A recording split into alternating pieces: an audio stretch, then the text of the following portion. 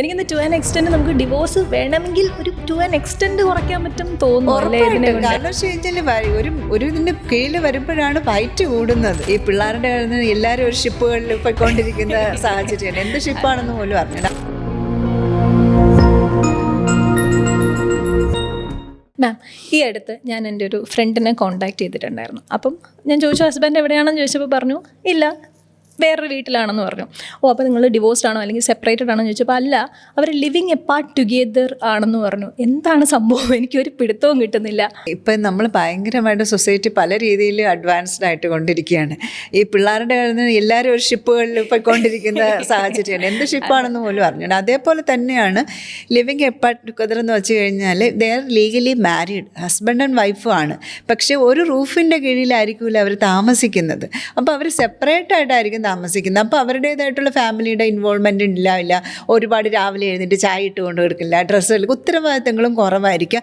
എന്നാൽ അവർക്ക് ഭയങ്കര ഹാപ്പിയുമായിരിക്കും. പക്ഷെ അത് ഒരുമിച്ച് ഒരു മുറിക്കകത്ത് അല്ലെങ്കിൽ ഒരു വീടിനകത്ത് വരുന്ന സമയത്ത് കോൺഫ്ലിക്റ്റുകൾ ഉണ്ടാവാം, പ്രശ്നങ്ങൾ ഉണ്ടാവാം. അത് തമ്മിൽ അവർ മനസ്സിലാക്കിയിട്ട് രണ്ടുപേരും അങ്ങനെ ഒരു തീരുമാനം എടുത്ത് എങ്കിൽ നമ്മൾ അത് തന്നെ അപ്രീഷിയേറ്റ് ചെയ്യണം. കാരണം വെച്ച് കഴിഞ്ഞാൽ അവരവരുടെ ലൈഫിൽ ഏറ്റവും നല്ല ഡിസിഷൻ മേക്കർ എന്ന് പറയുന്നത് അവരവർ തന്നെയാണ്. അപ്പോൾ അവർ രണ്ടുപേരും കൂടെ വിചാരിക്കണേ നമ്മൾ ഇങ്ങനെ ജീവിക്കുന്നതിനേക്കാളും ഇടയ്ക്കിടയ്ക്ക് കാണാം, അല്ലെങ്കിൽ ഇടയ്ക്കിടയ്ക്ക് അവർക്ക് ഇമോഷണൽ ബോണ്ട് ഉണ്ടാവും കേട്ടോ. ഇവർ തമ്മിൽ നല്ല ഇമോഷണൽ ബോണ്ട് ഉണ്ടാവും. അപ്പോൾ അതിൻ്റെ ആ സ്പാർക്കും എക്സൈറ്റ്മെൻറ്റും എല്ലാം നിലനിൽക്കുകയും ചെയ്യും.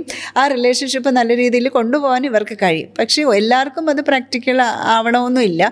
ഇതെല്ലാം വ്യക്തിപരമാണ് ശ്രുതി. ഓരോരുത്തർക്കും ഓരോ രീതിയാണ്. ചിലർക്ക് വന്നിട്ട് രാവിലെ എഴുന്നേൽക്കുമ്പോൾ ഭർത്താവിനെ കാണണം, കാല് തൊട്ട് തൊഴാനൊക്കെ കാണണം, ചായ ഇട്ടുകൊണ്ട് കൊണ്ട് തരണം.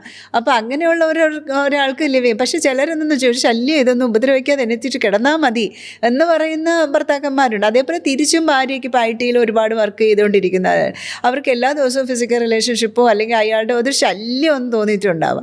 അങ്ങനെയുള്ളവർക്കൊക്കെ ഒരു ഡിറ്റാച്ച് ആയിട്ട് എന്നാൽ ഭയങ്കര ഇമോഷണലി കണക്റ്റഡ് ആയിട്ട് പോകുന്നതിനാണ് ലിവിങ് എപ്പാർട്ട് ടുഗദർ എന്ന് പറയുന്നത്.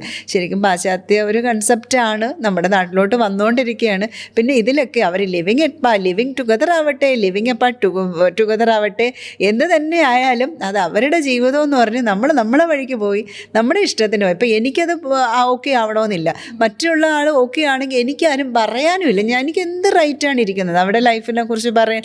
ലിവിങ് ടു ദ റിലേഷൻഷിപ്പ് ആയാലും എന്ത് ഷിപ്പാണെങ്കിലും അത് വ്യക്തിപരമായ തീരുമാനം. പക്ഷേ എനിക്കിത് കുറച്ചുകൂടെ ബെറ്ററായിട്ട് തോന്നി. എല്ലാത്തിനും പോസിറ്റീവും നെഗറ്റീവും ഉള്ളതുപോലെ പിള്ളേരൊക്കെ ഉണ്ടാകുമ്പോഴേക്കും അത് ചിലപ്പോൾ രണ്ട് വീട്ടിലിരിക്കുന്ന സമയത്ത് അത് എത്രത്തോളം പ്രാക്ടിക്കലാണെന്ന് എനിക്ക് പറയാൻ പറ്റില്ല. പക്ഷേ എന്നാലും ആ സ്പാർക്കും ആ എക്സൈറ്റ്മെൻറ്റും നിലനിർത്താൻ പറ്റുമെന്ന് തോന്നുന്നു. കുറച്ചുകൂടെ കഴിയുമ്പോഴേക്കും ഇത്ര എണ്ണയല്ലേ എന്നുള്ളൊരു ഫീലോ ഇങ്ങനെ കണ്ട് മടുത്തല്ലോ എന്നുള്ളൊരു ഫീലിംഗൊക്കെ മറ്റെന്ന് വെച്ചാൽ എപ്പം കണ്ടു കഴിഞ്ഞാൽ ഒരു കാമുകൻ്റെ ഒരു ഫീലൊക്കെ നിലനിർത്താൻ കഴിയുമെങ്കിൽ അതും കൊള്ളാം. സന്തോഷമായിട്ട് ജീവിക്കുക അത്രയേ ഉള്ളൂ. നമുക്ക് എങ്ങനെ ജീവിച്ചാലും സമനില തെറ്റാതെ സന്തോഷമായിട്ട് ജീവിക്കുക. എനിക്കിന്ന് ടു ആൻ എക്സ്റ്റെൻഡ് നമുക്ക് ഡിവോഴ്സ് വേണമെങ്കിൽ ഒരു ടു ആൻ എക്സ്റ്റെൻഡ് കുറയ്ക്കാൻ പറ്റും തോന്നുന്നു. കാരണം വെച്ച് കഴിഞ്ഞാൽ ഒരു ഇതിൻ്റെ കീഴിൽ വരുമ്പോഴാണ് ഫൈറ്റ് കൂടുന്നത്. അപ്പോൾ അതിൻ്റെ റിലേഷൻഷിപ്പ് കുറച്ചുകൂടെ നല്ല മനോഹരമായിട്ട് ചിലപ്പോൾ കൊണ്ടുപോകാൻ പറ്റിയെന്നിരിക്കും. അത് ലോങ് ഡിസ്റ്റൻസ് റിലേഷൻഷിപ്പ് ചിലർക്ക് പറ്റത്തില്ല. ചിലർക്ക് വന്നിട്ട് ഫിസിക്കൽ ഇൻറ്റിമസി അല്ലെങ്കിൽ ഫിസിക്കൽ ഒരു ഹഗ് ആവട്ടെ, അയാളുടെ പ്രസൻസ് ഒക്കെ ആവശ്യമായിട്ടുള്ളവർക്ക് അത് പറ്റില്ല. അല്ലാതെ വന്നിട്ട് എനിക്ക് എൻ്റെ സ്പേസ് വേണം, എനിക്ക് എൻ്റേതായിട്ടുള്ള കുറച്ച് കാര്യങ്ങൾ വേണം എന്ന് ചിന്തിക്കുന്നവർക്ക് അത് ബെറ്റർ ആയിരിക്കും. കുറച്ച് വായിക്കാൻ ഇഷ്ടമുള്ളവർ വായിച്ചുകൊണ്ടിരിക്കുമ്പോഴായിരിക്കും ഭാര്യ വന്നിട്ട് അടുക്കളയിൽ ജോലി ചെയ്താൽ മറ്റോ ചെയ്താൽ വരത്തില്ല, അവർക്ക് കാശ് കൊടുത്തില്ല, കല്യാണം ഉണ്ടെന്നൊക്കെ പറയുമ്പോൾ അവർക്ക് പറ്റില്ല. അവർക്ക് സ്പേസ് വേണമെന്ന് തോന്നുകയാണെങ്കിൽ അതൊക്കെ ബെറ്റർ ആയിരിക്കും. പക്ഷെ അത്രയും നല്ല അണ്ടർസ്റ്റാൻഡിങ് പാർട്ട്ണറും വേണം.